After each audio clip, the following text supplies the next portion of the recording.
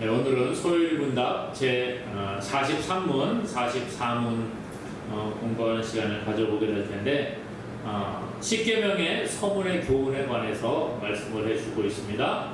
먼저 우리 43문 문을 읽도록 하겠습니다.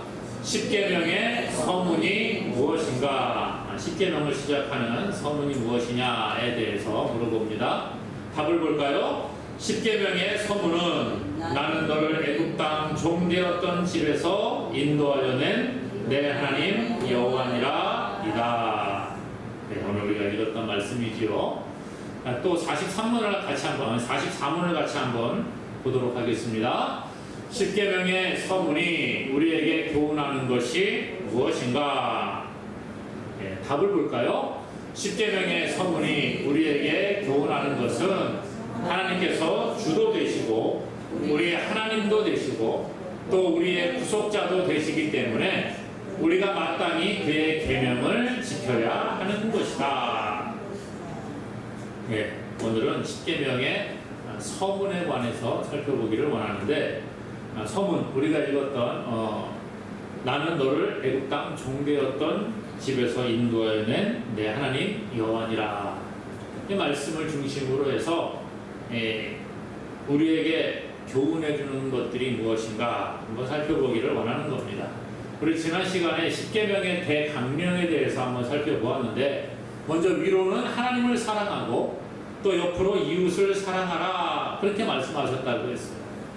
이 십계명을 축약을 해서 설명을 해주고 있는 말씀인데, 이제 하나님께서는 이 십계명을 주시면서 이 계명을 지키라, 그렇게 말씀을 해주고 있습니다.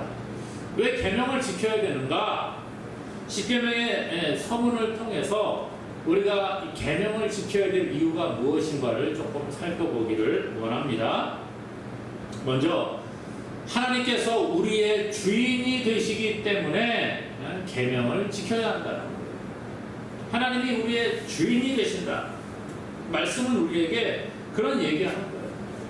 종들은 주인의 명령을 지키게 돼 있죠. 그렇죠? 주인의 명령을 지키지 않는 종, 버림받을 수도 있고 죽임을 당할 수도 있다는 거예요. 과거에 제가 우리나라 사극 있지 않습니까? 사극? 사극을 보게 되면 이 군사들이 주군을 섬기는 것을 봅니다. 그렇죠? 어떤 장군이 있는데 저 장군 밑에서 내가 목숨을 바쳐야 되겠다, 이런 생각을 가지면 그 장군에게 갑니다. 그리고 나의 주군인으로 삼고 싶습니다. 내가 목숨을 다해서 충성하겠습니다. 이런 얘기를 하더라고요. 배반은 용납이 되지 않는 것이고, 주군을 위해서 목숨을 바친다. 평소에 주군을 잘 섬기지만 위기 상황이 되면 자기 목숨을 아까워하고 도망간다. 이거는 참된 그 밑에 있는 군사라고 말할 수가 없는 거죠. 평소에도 주군을 잘 섬기지만 위기 상황이 되면 자기의 주군을 보호하고 도리어 대신 죽을 수 있는 이러한 사람들이 충성하는 사람 아니겠습니까? 그런 사람들이 명령을 받들어 섬기게 되는 거예요. 경호원들 있지 않습니까? 경호원들. 우리나라도 대통령을 비롯해서 정부 요원들 가운데 경호를 받는 사람들이 있습니다. 또 외국에서 귀빈들이 오게 되면, 국가 원수라든지 이런 사람들이 오게 되면 경호를 붙여주잖아요. 경호. 제가 얼마 전에 북한 김정은의 그 경호원을 하는 하다가 탈북을 한 그런 사람이 TV에 나온 것이, 누가 영상을 이렇게 짧게 잘라가지고 올려놓은 거를 제가 봤습니다. 보니까 그 보호를 하기 위해서 경호원들이 훈련을 얼마나 힘들게 하는지 모릅니다. 그리고 그들의 최고의 명예는 뭐냐? 지키다가 대신 총을 맞아서 죽는 것. 이게 최고의 명예로 생각을 하기도 하더라고요. 물론 안 죽고 끝까지 잘 지키는 게 제일 좋겠지요. 그러나 총알이 날라올 때 대신 맞아 죽는 것, 이걸 아주 명예롭게 생각을 합니다. 왜 그런가? 물론 뭐 여러 가지 이유가 있겠습니다만은 뭐 북한 같은 경우에는 그렇게 죽으면은 영웅 취급을 받는데, 우리나라로 말하면 뭐 현충원 같은 데다가 이렇게 안장을 해주는데, 그렇게 죽은 영웅들만 따로 모아놓는 그런 섹터가 있고요. 그 다음에 그 가족들은 완전히 무슨 최고의 대우를 받는다, 그런 얘기를 하더라고요. 그렇기 때문에 목숨을 바치는 것을 볼 수가 있다는 거예요. 오늘 우리가 하나님을 섬기는 자들입니다. 하나님께서 태초에 천지 우주 만물을 창조하시고 사람을 만드셨습니다. 그리고 이 창조주 하나님을 섬기는 자로 우리를 부르셨다는 거예요. 그렇기 때문에 우리는 하나님의 피조물이죠. 하나님은 창조주가 되신다고 성경은 가르쳐주고 있습니다. 이사야 43장 15절에 나는 여호와 너의 거룩한 이요 이스라엘의 창조자요 너희의 왕이니라. 하나님이 나는 거룩한 자라, 나는 창조주다, 나는 왕이다, 그런 얘기하시는 거예요. 그러므로 오늘 우리는요, 하나님의 피조물이고 하나님을 섬기는 종으로서, 때로는 하나님의 백성으로서의 삶을 살아가야 함을 이야기해 주고 있다는 거예요. 그래서 성경은 많은 곳에서 하나님을 왕으로 섬기는 우리가 백성임을 이야기해 주고 있지요. 베드로 전서 2장 9절에 이렇게 말합니다. 같이 읽어볼까요? 그러나 너희는 택하신 족속이요 왕같은 제사장들이요 거룩한 나라요 그의 소유가 된 백성이니. 자, 하나님의 백성, 그의 소유가 된 백성이라 그렇게 말해주고 있지요. 오늘 우리가 주님의 소유가 되었다는 거예요. 소유. 참 이거 중요합니다. 내가 나의 주인이 누구인가를 고백하는 것은 참 중요하죠. 사람들 가운데에는 자신이 자기의 주인인 사람들이 있어요. 그렇죠? 내가 왕이야. 내 스스로가 나보다 뭐 누가 나를 통제할 수 없어. 이런 사람들이 있습니다. 과거에 뭐 그런 말씀들 하시잖아요. 뭐 예수 믿으세요 그러면 막 깡패들이 야 내 주먹을 믿어라 이랬다고. 자기가 주인인 사람들이 많이 있습니다. 그런데 성경은 우리의 주인은 하나님이시라고 말씀해 주고 있는 거죠. 예수님이 십자가에서 죽으신 다음에 장사 지내시고 3일 만에 다시 살아나셨습니다. 그리고 제자들 가운데 나타나십니다. 그런데 처음에 예수님이 나타나실 때 그 자리에 도마라는 제자가 없었잖아요. 그리고 난 다음에 예수님이 가시고 나서 도마가 왔는데 다른 제자들이 얘기하는 거예요. 우리 부활하신 예수님을 만났어. 그랬더니 도마가 안 믿습니다. 그렇죠? 성경은 믿질 않아요. 그리고 난 다음에 나중에 예수님께서 도마가 다른 제자들과 함께 있는데 다시 나타나시는 거예요. 그리고 야, 너 동고로 믿느냐 보지 않고 믿는 자가 복되다. 예수님 뭐 다 손가락 넣어봐라 손을 넣어봐라 다 하시잖아요. 그러고 난 다음에 부활하신 예수님을 만난 도마가 이런 고백을 합니다. 자, 요한복음 20장 28절인데요. 도마가 대답하여 이르되 나의 주님이시요 나의 하나님이십니다. 예수님을 가리켜 말하는 거예요. 나의 주님이시요 나의 하나님이십니다. 이게 도마의 고백이었다는 거예요. 부활하신 예수님을 만나니까 도마의 입에서 처음에는 의심하고 야 예수님 나는 부활하셨다는 거 못 믿겠어. 내 손가락을 그 예수님 못자국에 넣어보고 그 옆구리에 창자국에 내 손을 넣어보지 않고 나 못 믿어. 그랬던 사람이 부활하신 예수님을 만나니까 나의 주님이요 나의 하나님이십니다 이렇게 고백을 하고 있다는 거예요. 사랑하는 여러분, 우리는 하나님을 어떻게 고백을 합니까? 지음받은 피조물들이 창조주 되시는 하나님이 우리의 주인이 되시고 우리의 왕이라고 고백하는 건 당연한 거 아니겠어요? 그런데 우리 그러지 못합니다. 마치 내가 스스로 존재한 자인 것처럼 그렇게 생활할 때가 있습니다. 그런데 바랍기는 오늘 하나님만이 우리의 왕이 되시고 우리의 주인 되심을 고백하는 자 될 수 있기를 간절히 소망합니다. 또한 오늘 하나님께서는요, 우리의 하나님이 되시기에 계명을 지켜야 한다는 거예요. 창조주 나의 왕일 뿐만 아니라 나의 하나님이 되신다는 거예요. 나의 하나님. 하나님께서는 하나님의 주권으로 사람들과 언약을 맺으십니다. 그리고 언약을 통해 우리의 하나님이 되어주시는 거예요. 언약은 하나님께서 사람들에게 주시는 일방적인 약속이라는 거죠. 사람들끼리도 약속을 합니다. 그렇죠? 서로 합의하에 약속을 하고 계약을 맺기도 하고 그렇습니다. 그런데 이 언약은 사람과 사람 간에 맺는 이 약속과는 조금 개념이 다른 것 같아요. 사람들의 약속은 쌍방이 책임을 지게 되어져 있습니다. 그렇죠? 둘 다 책임이 있는 거예요. 약속을 한 사람 또 약속을 받은 사람. 그래 너 약속 이렇게 했으면 꼭 지켜야 돼. 너도 지켜. 안 지키면 안 돼. 막 이러잖아요. 그런데 하나님이 우리에게 맺으신 언약, 이것은 합의를 거친 것이 아니라는 거예요. 하나님께서 사람들에게 일방적으로 말씀하신 것을 언약이라 그렇게 말하고 있어요. 뭐 사람이 너 어떻게 하든지 간에 내가 이렇게 할게, 그렇게 말씀하셨다는 거죠. 이게 언약이라는 개념입니다.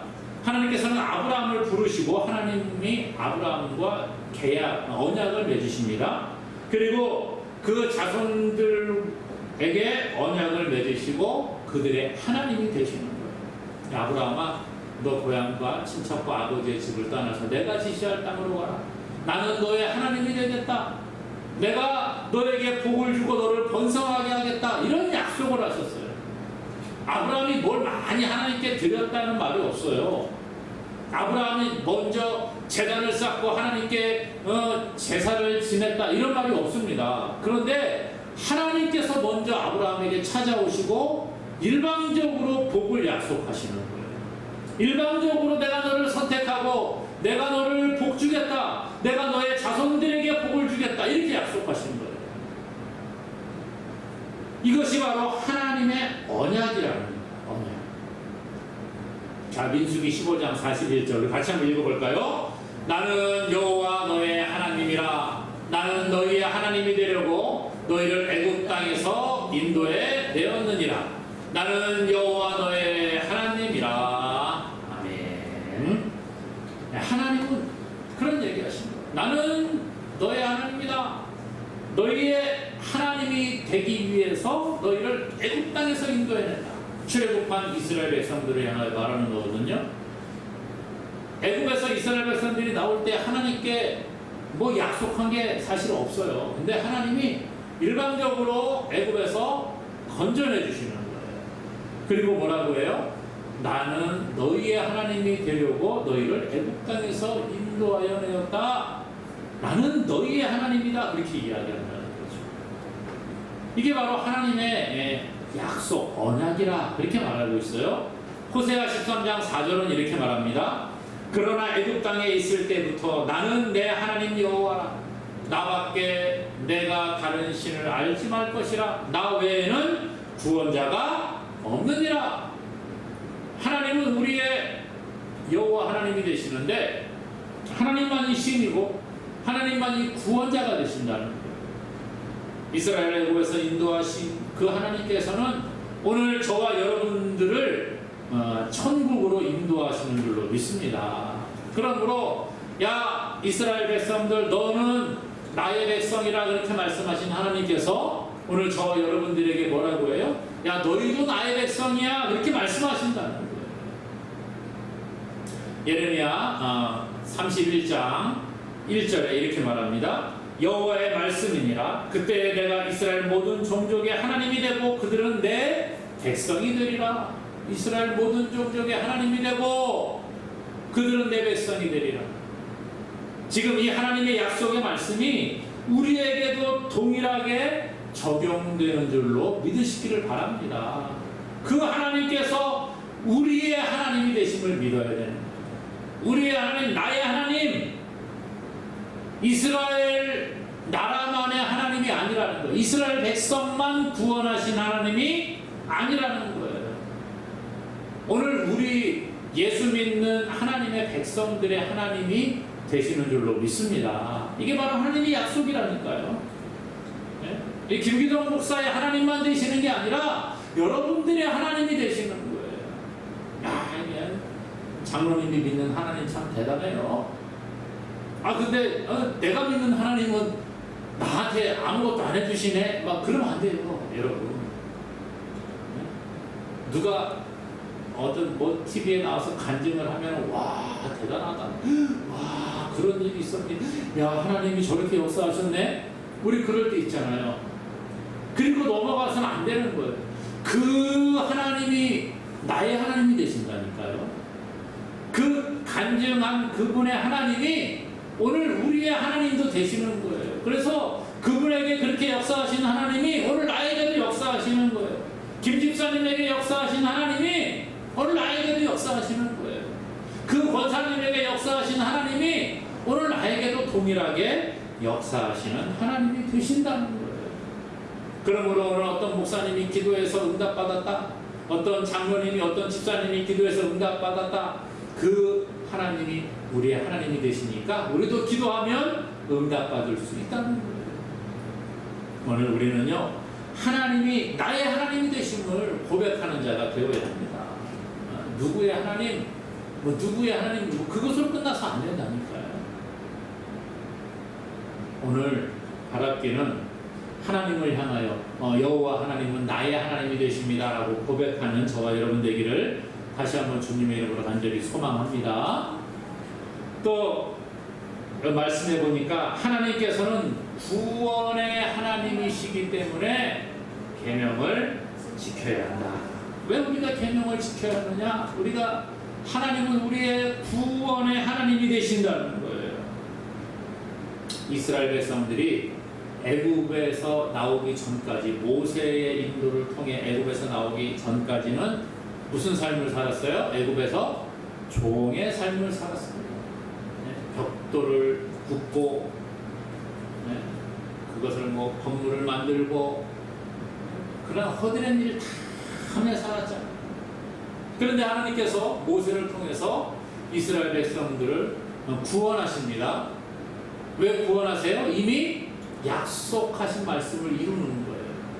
그 전에 아브라함에게, 이삭에게, 야곱에게 약속하신 그 하나님, 야, 너 애굽으로 가기를 두려워하지 마라. 내가 너의 후손들을 다시 이끌어낼 것이다. 하나님 이미 약속하셨거든요. 400여 년 전에 약속하신 그 하나님의 약속을 이루시기 위해 이스라엘 백성들을 구원해내시는 거예요. 그리고 자유를 주시고 하나님의 백성으로 살아가게 하시는 겁니다. 그러므로 하나님은 구원을 약속하시고 구원을 베풀어 주셨기 때문에 야, 너 이제 자유인이 되었고 하나님 백성 되었으니까 백성으로 살아가, 그렇게 말씀하시는 거예요. 자, 출애굽기 20장 2절 같이 읽습니다. 나는 너를 애굽 땅 종되었던 집에서 인도하여 낸 내 하나님 여호와니라. 똑같은 말씀 레위기 19장 36절에도 말합니다. 나는 너희를 인도하여 애굽 땅에서 나오게 한 너희의 하나님 여호와이니라. 자, 시편 기자는 이런 얘기합니다. 시편 81편 10절 시작. 나는 너를 애굽 땅에서 인도하여 낸 여호와 내 하나님이니 내 입을 크게 열라 내가 채우리라. 하나님 말씀하시는 거, 애굽 땅에서 인도하여 낸 내 하나님 여호와라. 여호와 너의 하나님이라. 여호와 너의 하나님이라. 여호와 너의 하나님이라. 애굽 땅에서 인도하여 내 하나님 여호와라.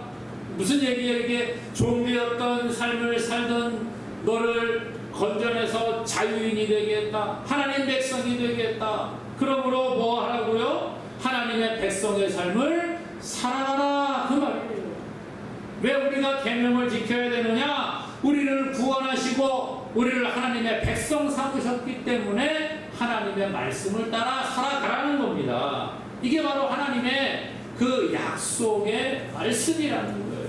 그러면서 오늘 이 십계명을 주시기 전에 이런 얘기를 먼저 하시는 거예요. 내가 너를 애굽 땅에서 인도하여 낸 내 하나님 여호와다. 그러니까 너희들 내 말대로 살면 좋겠다. 그 말씀하시는 거예요. 얼마나 하나님 좋으신 분이에요.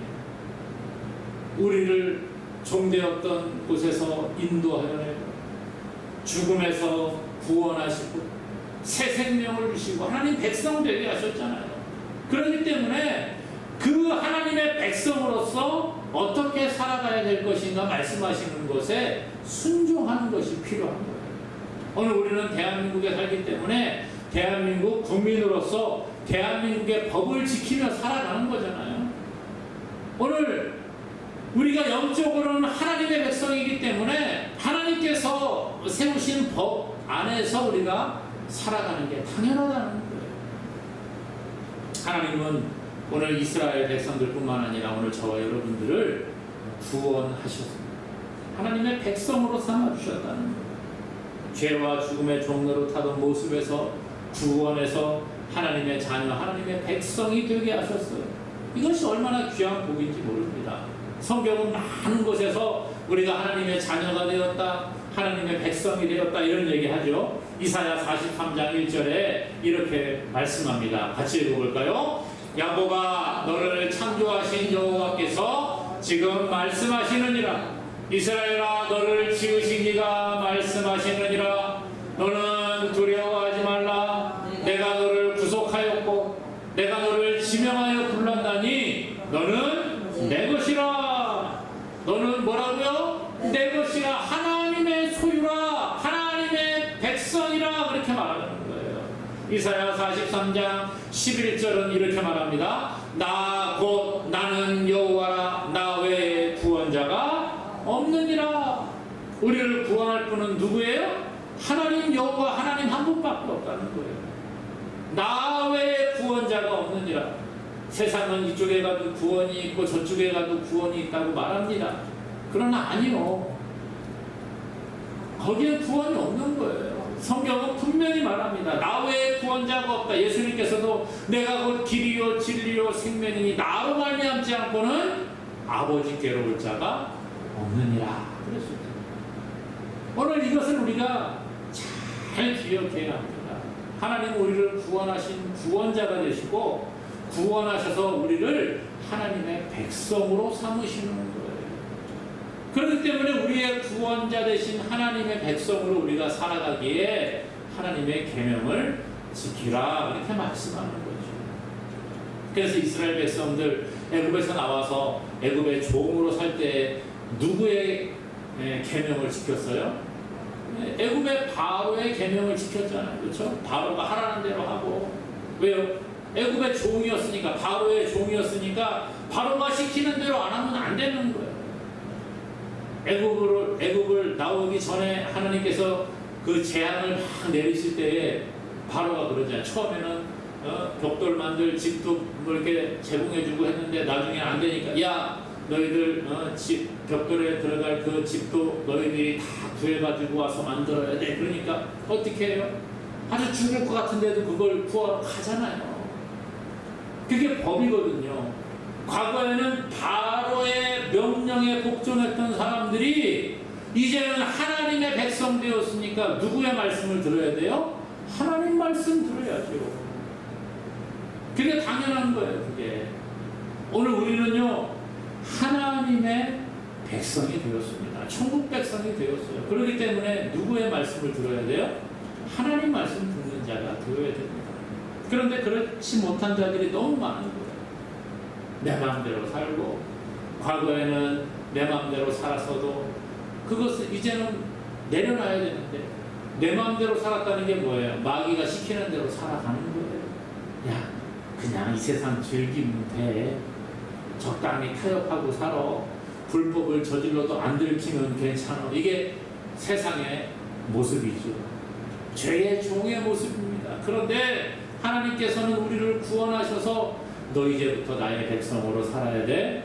나의 계명을 지켜야 돼. 세상에서 소금의 역할을 해야 돼. 세상에서 빛의 역할을 해야 돼. 세상에서 하나님의 영광을 나타내야 돼. 이게 하나님의 명령이에요.